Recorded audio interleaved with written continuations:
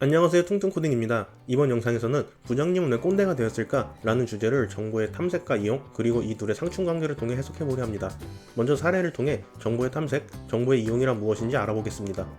현재 예능계에서 가장 성공한 PD 중 한 분인 나영석 PD님은 얼마 전 한 예능 프로에서 OTT 플랫폼의 등장으로 변화한 미디어 환경에 어떻게 대응해야 할지 잘 모르겠다, 5분 편성 등의 다양한 시도를 해보고 있다 라고 말씀하셨습니다. 이처럼 새로운 시도를 통해 더 나은 가치를 찾아가는 것을 정보의 탐색 과정이라고 하겠습니다.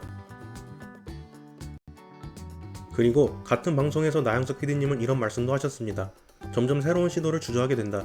후배들이 새로운 거 해봐요 라고 하면 예전에는 그래 뭐 해볼까? 했는데 요즘은 그거 했다가 이런 문제 생기면 어떡해? 라고 이야기한다.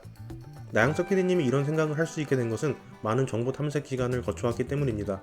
그동안 많은 프로그램을 제작하시며 어떤 경험이 어떤 결과를 가져올지 예상할 수 있게 된 것입니다. 탐색한 정보를 바탕으로 어떤 결정이 최적인지 선택하는 이 과정을 정보의 이용이라고 하겠습니다. 그런데 정보의 탐색과 정보의 이용은 어느 한쪽이 좋아지면 어느 한쪽이 나빠지는, 즉 상충관계를 가지고 있습니다. 새로운 동네로 이사를 왔다고 생각해 보겠습니다. 머리 손질을 위해 미용실에 가려 하는데 이 동네에서 나의 취향에 가장 잘 맞는 미용실이 어디인지 알 수가 없습니다. 검색과 리뷰를 통해 미리 알아볼 수는 있지만 결국 직접 방문해 보아야 가장 만족스러운 것을 알 수 있습니다. 만족스러운 것을 찾았다면 이제 그곳을 계속해 이용하면 됩니다. 식당, 세탁소, 빵집 등도 마찬가지죠. 그런데 이 동네에 미용실이 매우 많다면 모든 미용실을 방문해 보아야 결정할 수 있을까요? 미용실마다 디자이너분이 많다면 모든 디자이너를 경험해 봐야 할까요? 리뷰는 좋은 미용실이었지만 처음 방문해서 만족스럽지 않았다면 한 번 더 방문해볼 가치가 있을까요?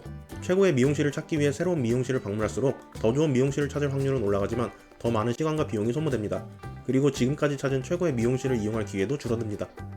정보 탐색과 이용의 상충관계를 연구한 알고리즘들이 결국 해결하고 싶은 문제는 언제까지 정보를 탐색해야 하며 언제부터 그 정보를 이용하는 것이 최적인가입니다. 정보를 탐색하는 시간이 길어질수록 최고의 정보를 이용할 시간은 줄어들지만 더 좋은 정보를 알게 될 가능성은 커지므로 이 둘은 상충관계에 있다고 보는 것이죠. 몇 년 전 이세돌 구단과의 대국으로 우리를 놀라게 했던 알파고를 만드는 데 사용된 것이 머신러닝 분야의 강화학습입니다. 강화학습 알고리즘에서도 정보 탐색과 이용의 상충관계는 중요한 의미를 가집니다.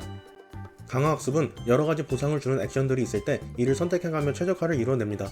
지금 당장은 보상이 더 적은 액션의 선택이 나중에는 더 큰 보상을 만들어낼 수 있습니다. 때문에 학습 과정에서 다양한 액션들을 선택해가며 정보를 계속해 탐색할 것인지, 탐색은 멈추고 지금까지 모인 정보를 바탕으로 현재 최고의 보상을 주는 액션을 선택할 것인지 결정해야 합니다. 정보 탐색과 이용의 상충관계에 대한 대표적인 알고리즘으로는 기틴스 지수, 입실론 그리디, 힐상한 알고리즘, 톰슨 샘플링 등이 있습니다. 이름만 들어도 머리 아픈 이 알고리즘들의 세부적인 내용을 건너뛰고 이런 알고리즘들에서 공통적으로 나타나는 특징만 알고 넘어가겠습니다. 바로 아직 탐색하지 않은 정보는 높은 가치를 가진다는 것입니다. 즉, 탐색을 통해 더 좋은 정보를 발견할 가능성을 높이 평가한다는 것입니다. 하지만 계속해 탐색이 높은 가치를 가지는 것은 아닙니다. 처음 아무런 정보가 없을 때 새로운 정보를 탐색하는 과정은 높은 가치를 가집니다. 하지만 정보가 모일수록, 그리고 탐색한 정보를 이용할 시간이 줄어들수록 정보 탐색의 가치는 줄어들고 정보 이용의 가치가 올라갑니다.